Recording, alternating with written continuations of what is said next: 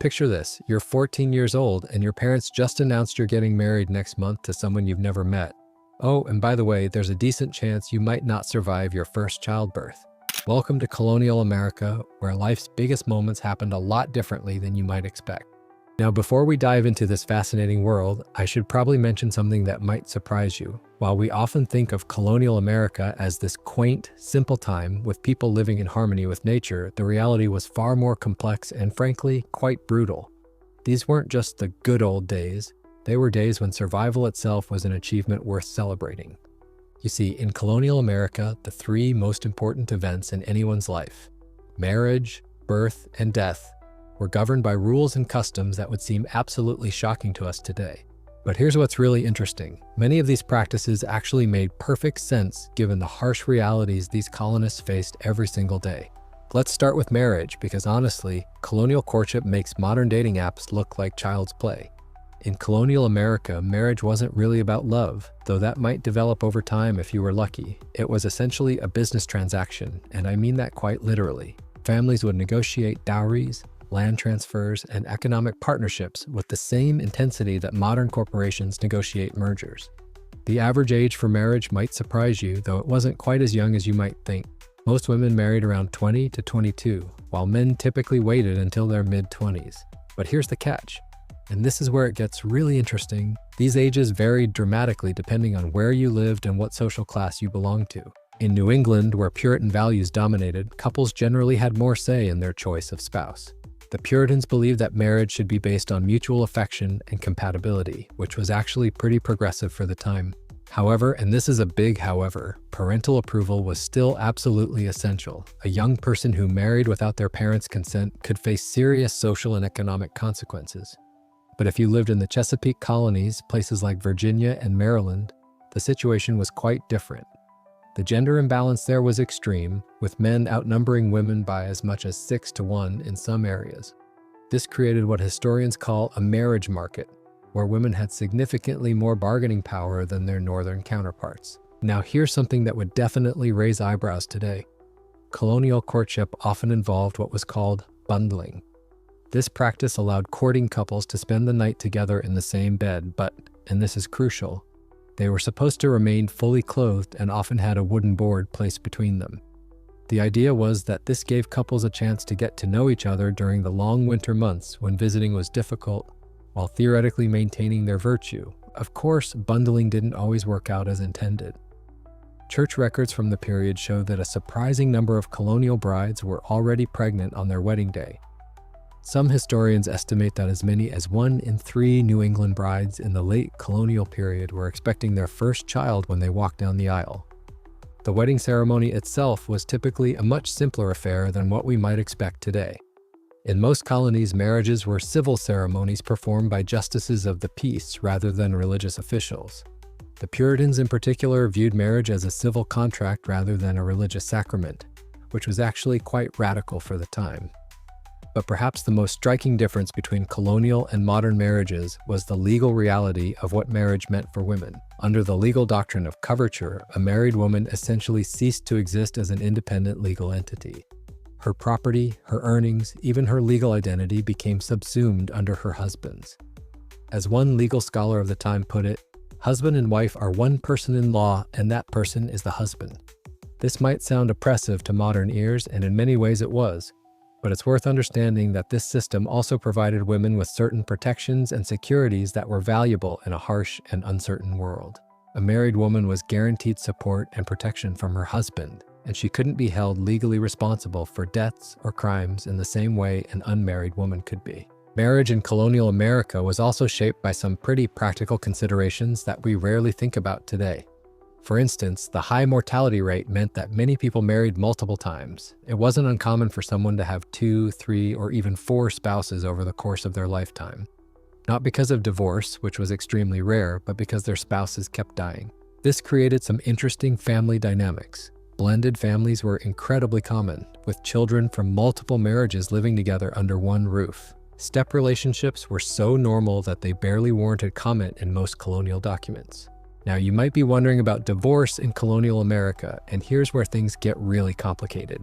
Technically, divorce was possible in most colonies, but it was extraordinarily difficult to obtain and carried such severe social stigma that very few people pursued it. The grounds for divorce were typically limited to adultery, desertion, or extreme cruelty, and even then, the process was expensive, time-consuming, and publicly humiliating. Instead, many unhappy couples simply separated informally, with one spouse, usually the husband, simply disappearing to start a new life elsewhere.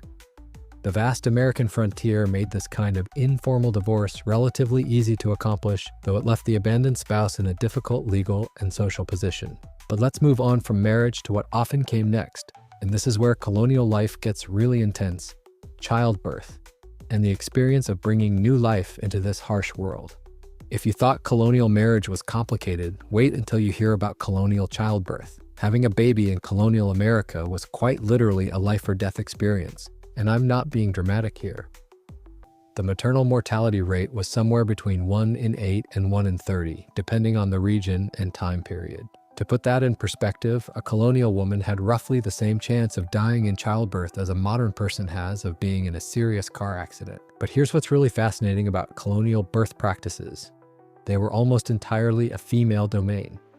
When a woman went into labor, her house would be transformed into what was essentially a women-only medical facility. The midwife would arrive along with female relatives, neighbors, and friends, creating what historians call a social childbirth experience. Men were strictly excluded from this process. In fact, it was considered so inappropriate for men to be present during childbirth that even male doctors, and there were very few of them anyway, were generally not allowed in the birthing room. The husband would typically be sent away entirely, sometimes to a neighbor's house, until the whole ordeal was over. The midwife was absolutely central to this process, and these women held a position of enormous respect and responsibility in colonial communities. Most midwives learned their trade through apprenticeship with older, experienced midwives, and the best ones were in high demand across wide geographic areas. A skilled midwife might travel for days to attend a difficult birth, and her arrival was often the difference between life and death for both mother and child. Colonial midwives had an impressive array of techniques and remedies at their disposal, many of which were surprisingly effective. They understood the importance of cleanliness. Though they didn't know about germs in the modern sense, they knew how to position laboring women to ease delivery, how to turn breached babies, and how to deal with various complications that could arise during birth. But they also relied heavily on what we might call folk medicine and spiritual practices. Many midwives carried special birthing stones, smooth stones that were believed to ease labor pains when held by the laboring woman. They used various herbal remedies to speed labor, reduce pain, or stop bleeding. Some of these remedies, like ergot for controlling hemorrhaging, were actually quite effective, though the midwives didn't understand the scientific reasons why they worked. The birthing process itself was quite different from what we might expect today. Most colonial women gave birth sitting upright or squatting, supported by other women. The idea of lying flat on one's back during delivery, which became standard in later medical practice, was virtually unknown in colonial America. This upright position was actually much more physiologically appropriate for birth, though colonial women chose it based on tradition and comfort rather than medical knowledge. Pain relief during childbirth was limited and controversial. Some midwives used alcohol or opium-based remedies, but many religious communities viewed the pain of childbirth as divinely ordained punishment for Eve's sin in the Garden of Eden. The Bible, after all, specifically stated that women would bring forth children in sorrow and pain as a consequence of the fall. This religious interpretation of childbirth pain created some interesting tensions in colonial communities. Some women and midwives quietly used pain-relieving remedies despite religious prohibitions, while others embraced the suffering as a form of spiritual purification. The introduction of anesthesia in the mid-19th century would later create major theological debates about whether it was appropriate to interfere with God's will in this way. The period immediately following birth was also quite different from modern practices. New mothers were expected to remain in bed for several weeks in what was called their lying-in period. During this time, the community of women who had attended the birth would continue to care for the new mother, bringing food, helping with household tasks, and providing emotional support. This lying-in period served several important functions. It gave the mother time to recover physically from the trauma of birth, it reduced her risk of infection, and it provided crucial social bonding time between the mother and her female support network. In many ways, this system provided better postpartum care than many women receive today, but the dangers didn't end with a successful delivery. Infant mortality in colonial America was staggeringly high. Somewhere between 10% and 30% of babies died before their first birthday, depending on the time period and location. Childhood diseases that we barely think about today, measles, whooping cough, diphtheria, were major killers. This high infant mortality rate profoundly shaped colonial attitudes toward children and child rearing. Many parents were reluctant to become too emotionally attached to very young children, knowing that there was a significant chance they wouldn't survive. Some families didn't even name their children until they were several months old and had demonstrated that they were likely to survive. The high mortality rate also meant that colonial families tended to be quite large. It wasn't uncommon for women to give birth to 8, 10, or even 12 children over the course of their reproductive years, knowing that only half of them might survive to adulthood. This created households that were constantly in flux, with new babies arriving regularly while older children succumbed to disease or accident. Pregnancy itself was a time of considerable anxiety and preparation. Colonial women often wrote wills during pregnancy, knowing that they might not survive the birth. They would also engage in various spiritual preparations, including special prayers, fasting, and sometimes pilgrimage to holy sites or consultation with religious leaders. The community aspect of colonial childbirth extended beyond just the immediate birth experience. When a woman became pregnant, it was often seen as a community event that required collective preparation and support. Neighbors would begin planning who would help with household tasks, who would care for older children, and who would provide food and other necessities during the lying-in period. This community support system was absolutely crucial for survival. A woman without strong community ties faced significantly higher risks during childbirth in the postpartum period. This is one reason why colonial communities were often quite insular, and why maintaining good relationships with neighbors was literally a matter of life and death. The seasonal timing of births was also something that colonial families had to consider carefully. Babies born in late fall or winter faced higher mortality rates due to cold weather and limited food supplies. Many couples tried to time their pregnancies so that births would occur in late spring or early summer, when conditions were more favorable for both mother and child. But even with all these precautions and community support systems, the specter of death loomed large over every colonial birth. Which brings us to our final topic, and perhaps the most fascinating aspect of colonial life: how these communities dealt with death itself. Death in colonial America wasn't something that happened quietly in hospitals, hidden away from daily life. It was a community event, a spiritual crisis, and a practical challenge all rolled into one. And the way colonists approached death reveals something profound about how they understood life itself. First, let's talk about the sheer frequency of death in colonial communities. The average life expectancy was somewhere between 35 and 45 years, depending on the region and time period. But that number is actually misleading because it includes the high infant mortality rate we discussed earlier.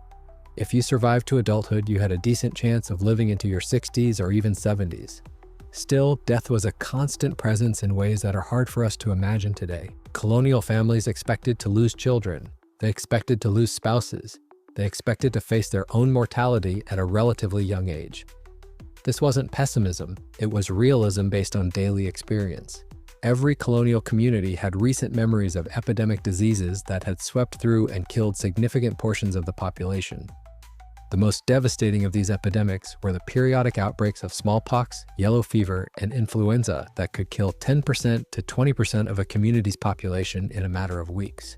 But even in normal times, accidents, infections, and complications from childbirth meant that death was never far away. This constant presence of death shaped colonial culture in profound ways. For one thing, it made people incredibly focused on spiritual preparation. The Puritans in particular developed what they called the art of dying well, a systematic approach to preparing for death that involved regular self-examination, repentance, and spiritual discipline. Colonial Americans spent a lot of time thinking about death and preparing for it. They wrote wills not just when they were old or sick, but as young adults when they married or had children. They kept detailed spiritual diaries where they examined their souls for signs of salvation or damnation. They read books with titles like Death Made Comfortable and The Soul's Preparation for Christ. This might sound morbid to us, but for colonial Americans, it was actually quite comforting. By preparing thoroughly for death, they felt they could face it with dignity and confidence. The worst thing that could happen, in their view, was to die unprepared, without having made peace with God and settled one's earthly affairs. When someone was dying, it became a community event. Family members, neighbors, and religious leaders would gather around the deathbed to provide comfort, witness the person's final words, and ensure that they died in a state of grace. These deathbed scenes were considered extremely important, both for the dying person and for the community members who witnessed them. A good death in colonial America had several key characteristics. The dying person should be conscious and able to speak so they could make final confessions, give blessings to family members, and demonstrate their faith. They should show signs of spiritual peace and confidence in their salvation. And they should die surrounded by loved ones who could testify to their good death. Conversely, a bad death, one that was sudden, violent, or occurred when the person was unconscious or delirious, was seen as potentially spiritually dangerous. It suggested that the person might not have been properly prepared, and it deprived the community of the opportunity to witness and learn from the death. The practical aspects of death were also quite different from what we experience today. Most people died at home, cared for by family members who had extensive experience with illness and death. There were no funeral homes or professional morticians. The community handled all aspects of death care themselves. When someone died, female relatives and neighbors would immediately take charge of preparing the body. This involved washing and dressing the corpse, often in special burial clothes that had been prepared in advance. The body would then be laid out in the family's main room, where community members could come to pay their respects. These wakes could last for several days, especially in winter when the ground was too frozen for immediate burial. During this time, the house would be filled with visitors who came to offer condolences, share memories of the deceased, and provide practical support to the grieving family. The funeral itself was typically a simple affair, though practices varied significantly between different religious communities. Puritans, for example, initially avoided elaborate funeral ceremonies, viewing them as potentially idolatrous. They preferred simple burials with minimal ritual, focusing instead on the spiritual lessons that could be drawn from the person's death. Other colonial communities, particularly those with Anglican or Catholic traditions, maintained more elaborate funeral customs. These might include funeral sermons, processions, and specific mourning rituals that could extend for weeks or months after the death. Burial practices also varied, but most colonial communities established cemeteries relatively early in their development. These weren't just practical necessities, they were important community spaces that reinforced social hierarchies and religious beliefs. The location of graves, the style of markers, and the inscriptions chosen all conveyed messages about the deceased person's status and character. Colonial graveyards are fascinating historical documents in their own right. The evolution of gravestone styles and inscriptions tells us a lot about changing attitudes toward death and the afterlife. Early Puritan gravestones often featured stark symbols like skulls and crossbones, along with inscriptions that emphasized the inevitability of death and the need for spiritual preparation. Later, colonial gravestones began to feature more hopeful imagery, angels, flowers, and symbols of resurrection, reflecting changing theological attitudes and perhaps a growing confidence in salvation. The inscriptions also became more personal and emotional, celebrating the individual qualities of the deceased rather than just warning the living about their own mortality. The economic impact of death was also significant in colonial communities. When the head of a household died, it could create serious financial hardship for the surviving family members. Widows, in particular, faced difficult challenges, as they often had limited legal rights to their deceased husband's property and few opportunities for independent economic activity. Colonial communities developed various mechanisms to support widows and orphans, including church-based charity, community work programs, and informal networks of mutual aid. But these support systems were often inadequate, and many widows were forced to remarry quickly out of economic necessity rather than personal choice. The high mortality rate also created some unique social institutions. For example, many colonial communities had widows' thirds laws that guaranteed widows at least 1/3 of their deceased husband's estate, regardless of what his will specified. This provided some protection against husbands who might be tempted to leave everything to their children from previous marriages. Perhaps most remarkably, colonial Americans developed sophisticated systems for dealing with what we might call mass casualty events, the periodic epidemics that could devastate entire communities. During these crises, normal social and religious customs had to be suspended in favor of practical survival measures. During a severe epidemic, there might not be time for proper wakes or elaborate funerals. Bodies had to be buried quickly to prevent the spread of disease. Families might be quarantined in their homes, unable to attend the funerals of their own relatives. Religious leaders might be among the victims, leaving communities without spiritual guidance during their darkest hours. These epidemic experiences taught colonial communities important lessons about resilience and mutual aid. They developed emergency protocols for caring for orphaned children, maintaining essential services, and preserving community cohesion during times of crisis. In many ways, these colonial disaster response systems were more sophisticated and effective than anything we had until quite recently. What's truly fascinating about colonial American life is how interconnected these three major life events, marriage, birth, and death, really were. They weren't separate experiences, but part of a continuous cycle that shaped every aspect of colonial society. Marriage was often prompted by death, a widow or widower needing a new spouse, or young people whose parents had died and who needed to establish their own households quickly. Birth was always shadowed by the possibility of death, both for mother and child. And death created the need for new marriages and new births to maintain community stability. This interconnectedness created a society that was simultaneously more fragile and more resilient than our own. More fragile because individual lives could be disrupted so easily by death or disaster. More resilient because communities had developed sophisticated systems for supporting each other through these inevitable crises. Colonial Americans understood something that we've perhaps forgotten in our modern world, that life's major transitions are not just personal experiences, but community events that require collective support and wisdom. They knew that marriage, birth, and death were too important and too dangerous to face alone. The legacy of these colonial experiences shaped American culture in ways that persist even today. Our emphasis on community support during times of crisis, our complex attitudes toward marriage and family, and our ongoing struggles with how to deal with death and dying all have roots in these colonial experiences. Perhaps most importantly, colonial Americans understood that life was precious precisely because it was fragile. They didn't take survival for granted, and they didn't assume that tomorrow would be like today. This gave them a sense of urgency and purpose that we might do well to remember. In our modern world, where marriage is often delayed, birth is medicalized, and death is hidden away in institutions, we've gained a lot in terms of safety and individual choice. But we've also lost something of the community solidarity and spiritual preparation that helped our colonial ancestors navigate life's most challenging moments. The story of marriage, birth, and death in colonial America reminds us that these fundamental human experiences have always been both deeply personal and profoundly social. How we handle them says a lot about who we are as a people and what we value most. And perhaps in understanding how our ancestors faced these challenges, we can find wisdom for facing our own. Make sure to subscribe and hit that notification bell so you don't miss additional fascinating looks at colonial survival secrets and stories.